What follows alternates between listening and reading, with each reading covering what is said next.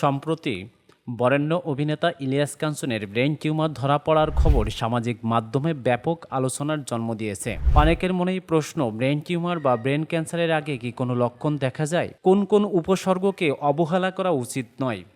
চলুন জেনে নিই এমন কিছু গুরুত্বপূর্ণ সতর্ক সংকেত যেগুলোকে সময়মতো শনাক্ত করতে পারলে দ্রুত চিকিৎসা শুরু করা সম্ভব। প্রথমত, বারবার বা নতুন ধরনের তীব্র মাথা ব্যথা, বিশেষ করে সকালে ঘুম থেকে ওঠার পর যদি বেশি হয় বা ধীরে ধীরে বাড়তে থাকে। দ্বিতীয়ত, বমি বমি ভাব বা বারবার বমি, যার অন্য কোনো স্পষ্ট কারণ নেই।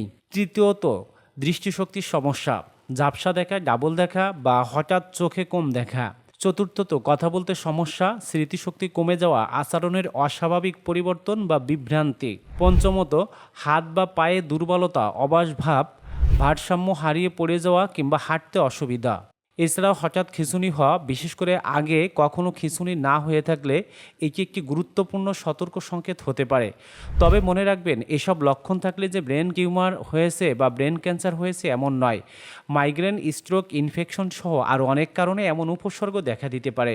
তাই যদি এই লক্ষণগুলো বারবার দেখা দেয়, দেরি না করে একজন নিউরোলজিস্ট বা নিউরোসার্জনের পরামর্শ নিন। প্রয়োজনে চিকিৎসকের পরামর্শ অনুযায়ী এমআরআই বা সিটি স্ক্যান করে কারণ নির্ণয় করা হয়। মনে রাখবেন, দ্রুত শনাক্তকরণই সফল চিকিৎসার অন্যতম চাবিকাঠি। সচেতন থাকুন, সুস্থ থাকুন।